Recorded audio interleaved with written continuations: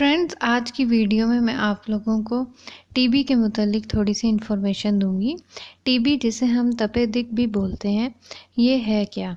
T B ایک وبائی bacteria جراثیم کی بیماری ہے جو عام طور پہ ایک شخص سے دوسرے شخص تک ہوا کے ذریعے سے پھیلتی ہے۔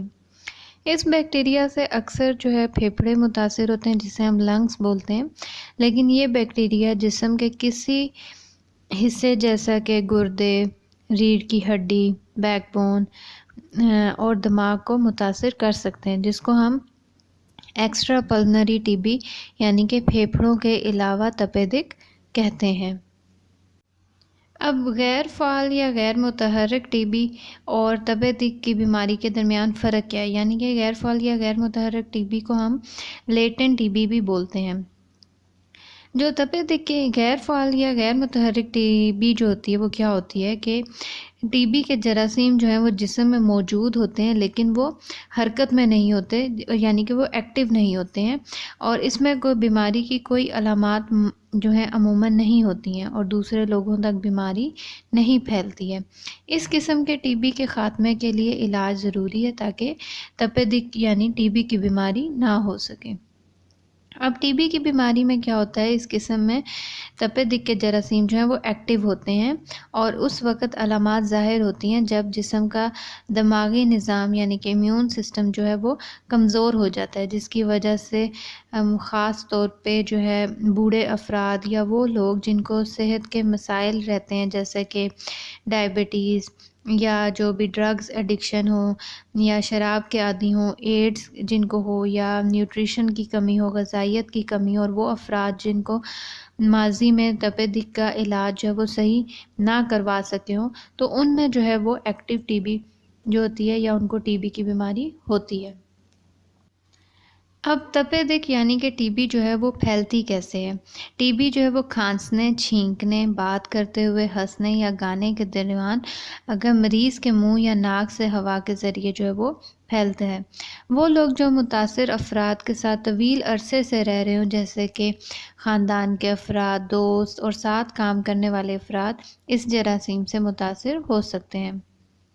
ٹی بی کا مرض وہ ہاتھ ملانے یا کھانا کھاتے ہوئے یا چیزوں کو ہاتھ لگانے سے جس کو مریض نے چھوا ہو جیسے کہ گھریلو اشیاء اور غسل خانے کے استعمال وغیرہ سے بیماری نہیں پھیلتی، یعنی کہ یہ صرف کھانسنے، چھینکنے اور ہوا میں اگر یہ جراثیم داخل ہو جائیں تو یہ بیماری پھیلتی ہے۔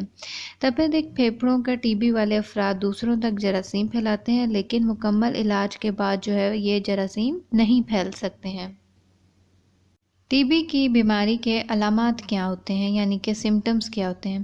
2 ہفتوں سے زیادہ مسلسل کھانسی اور جب عام علاج سے کوئی فائدہ نہ ہو، سینے میں درد ہو، بلغم میں خون کا شامل ہونا، ہمیشہ تھکن اور کمزوری کا احساس ہونا، وزن کا کم ہونا، بھوک کا نہ لگنا اور بخار میں سردی لگنے کا احساس ہونا، راتوں کو پسینہ آنا۔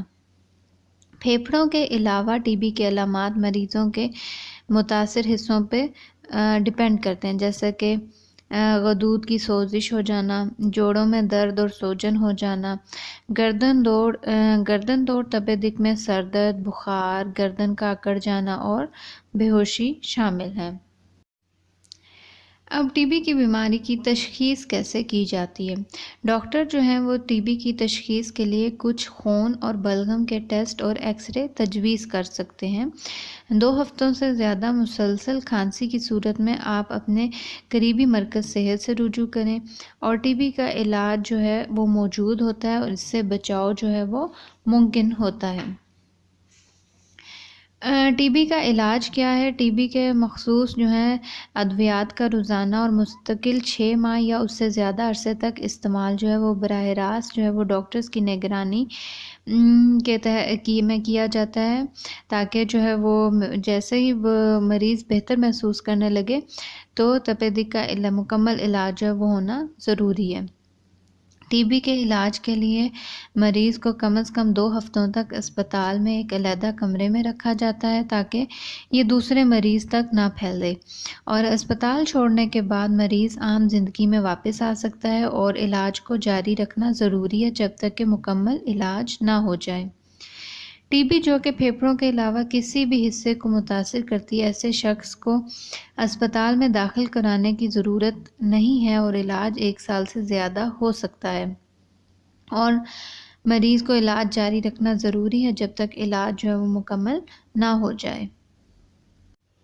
کیا ہوتا ہے جب ایک مریض ٹی بی کے علاج کو روکتا ہے یا مکمل نہیں کراتا ہے، تو اس سے کیا ہوتا ہے کہ ٹی بی کے علاج کو روکنے سے مریض خاندان اور معاشرے کے بہت سے لوگوں کو خطرے میں ڈال دیتا ہے، جس سے بیماری پھیلنے کا خطرہ بڑھتا ہے، اور اس کے علاوہ ادویات کے خلاف مزاحمت ہونے کا امکان سب سے زیادہ ہو سکتا ہے، جس کا علاج کرنا مشکل ہے اور مریض کی حالت مزید خراب ہو سکتی ہے اور مریض کے موت کے امکان جو ہیں وہ بڑھ جاتے ہیں۔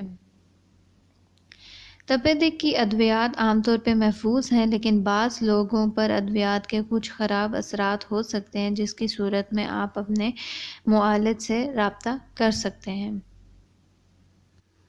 ٹی بی کو روکنے کے طریقے کیا ہیں؟ زیادہ بھیڑ یا رش کی جگہ سے دور رہیں اور اپنے گھروں اور کام کرنے والی جگہوں پہ اچھی آب و ہوا کا انتظام کریں۔ مناسب صحت کے طریقوں کو یقینی بنائیں جو کہ صحت کو فروغ دینے اور مدافعتی نظام کو مضبوط بنانے میں مدد دے سکتے ہیں، جیسے کہ صحت مند غذا اور ورزش کرنا۔ تمباکو نوشی سے بچیں، خاص طور پہ شیشہ اور شراب۔